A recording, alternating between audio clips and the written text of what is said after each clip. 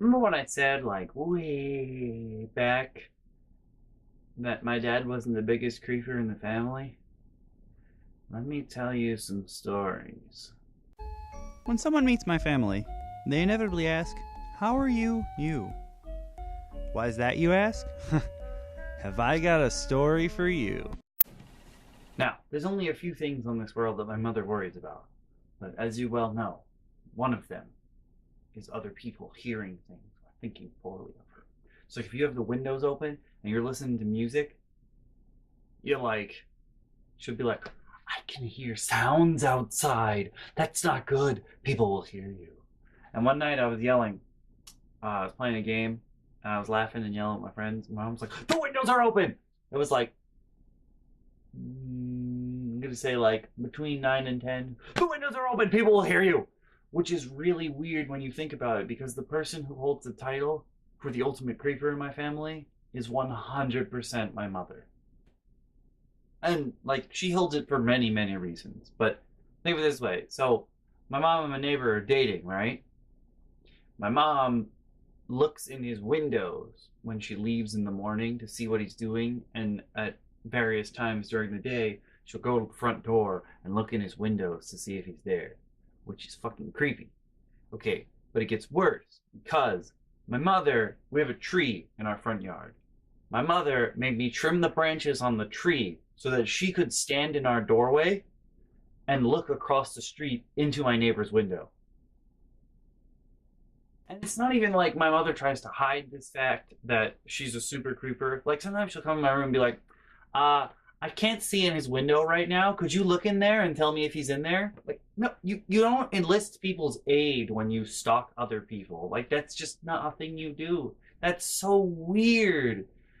And why would I want to? I had a conversation with Teth and Grim and Piano Knox the other night. We were talking and we were playing games. We were talking about Mondays. You all know the Monday routine, and I hate Mondays. And we were talking, and they're making fun of me for how I couldn't go to the bathroom and what have you.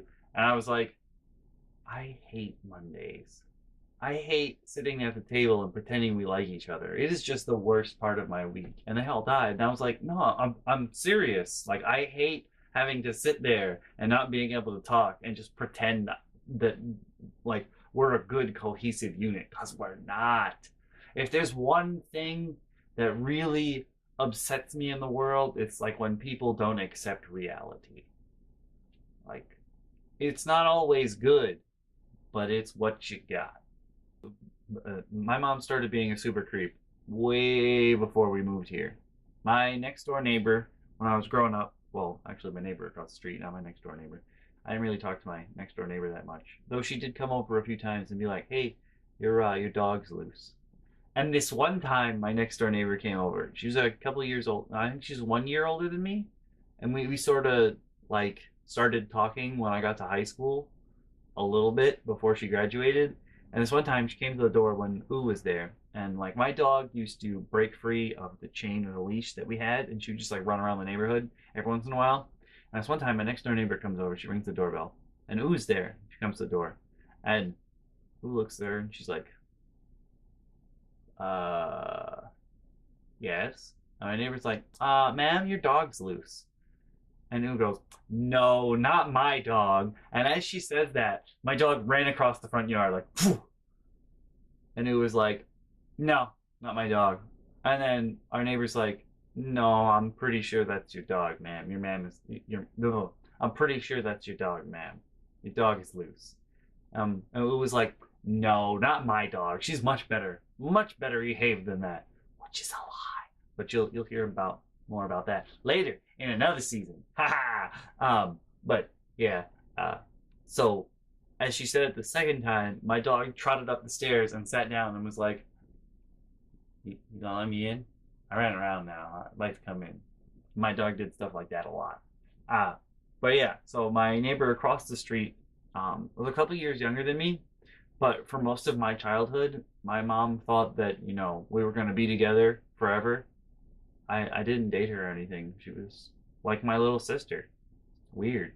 And like she moved out, but her grandma moved into that house, and she would come back to visit sometimes. And every time she would come back to visit, my mom would be like, oh, Lauren's here! And I would think that that would mean, like, my mom would call me and be like, Lauren's here! And I'd be upstairs in my area, and I'd be like, oh, okay, I come downstairs. And Lauren was not in the house. And I'd be like, why did you call me? My mom was like, no, I mean, she's next door. I just watched her take the stuff out of her car and go into her house, and she's there right now.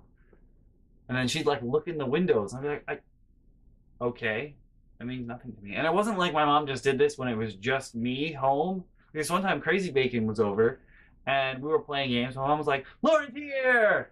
And we came downstairs, and we were like, well, where is she? And my mom was like, no, I mean, she just drove in across the street. She just walked into her old house. And I was like, okay. Why did I need to know that? I don't. Mom is such a creeper. Though I will say, Lauren's stepdad was the coolest dad on the block, I gotta say. We used to have like water gun fights, like everyone in the neighborhood would get together and we'd have a water gun fight. And then he would always win because he had that super soaker that hooks directly up to the hose. So it was like a fucking cannon. And he'd be like, oh, and like if he charged that thing up to max and fired, when it hit a kid, it would be like an anime fight. Like you would block with both arms and your feet would slide back and you just like slide back in the grass. But oh my God, we had so much fun. I'm pretty sure that they don't sell those kind of super soakers anymore because they kind of hurt. But oh, it was so much fun. When you're a kid, you don't care if you get hurt or not. In addition to being a creeper, I just want you guys to know that my mother doesn't judge.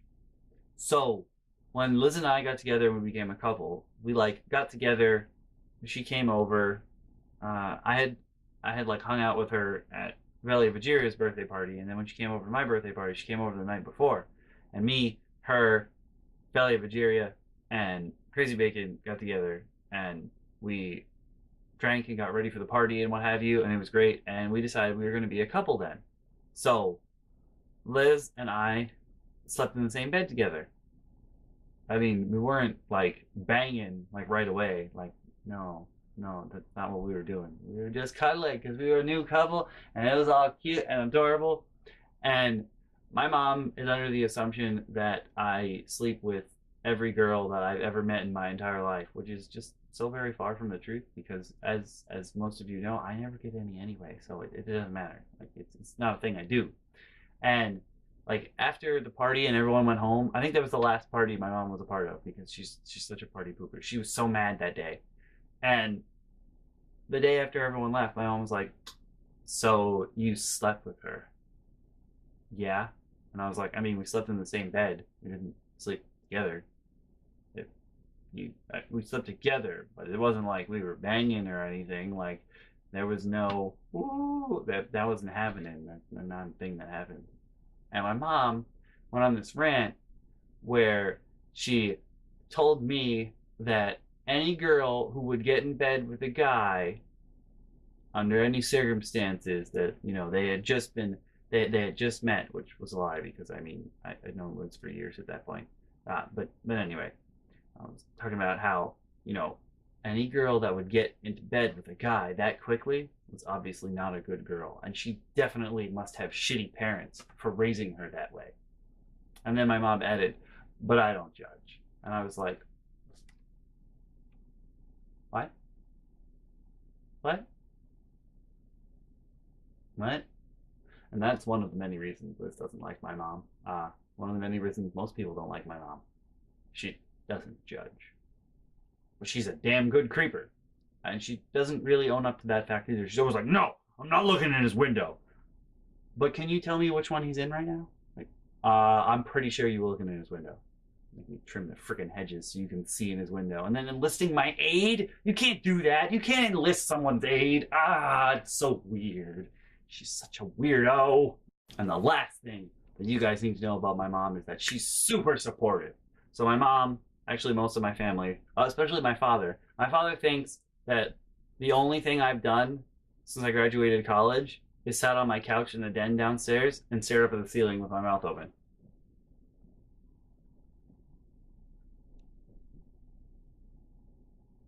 I don't sleep, I don't eat. I'm furniture, as Teth calls it. Like my family doesn't see me as another human being or I was thinking I'm more along the lines of a pet or a mascot. And Tess was like, no, no, I'm pretty sure they think you're furniture. They just put stuff on you, and you got to hold it for them. I was like, that's a pretty good analogy. It's a pretty good analogy. My mom also seems to think I haven't really done anything with my life since then. I mean, I haven't done anything big, but it's not like I've just been sitting here doing nothing. Um, I hope I haven't just been sitting here and doing nothing, because if so, I've been in a trance for many years. But my mom's super supportive, if you will. And one of her things is like, why don't you go back to school? Now, I didn't really enjoy the end of school because, I was dying and all that. My mom's like, well, you got to tell me what you're going to go back to school for. And like everything I've suggested has been like, no, you're stupid. You're so stupid for thinking that you could do that. Which is, it's super supportive to hear that every time. So I had told her I only go for humanistic education, as you guys know.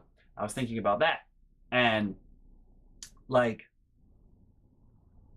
when she wants me to go to school, but if I tell her about any program, she's like, you're so stupid. You'll never be able to get a job with that. So, I mean, I don't really want to go back to school or tell her that I'm thinking of anything, because she's going to tell me that I'm stupid.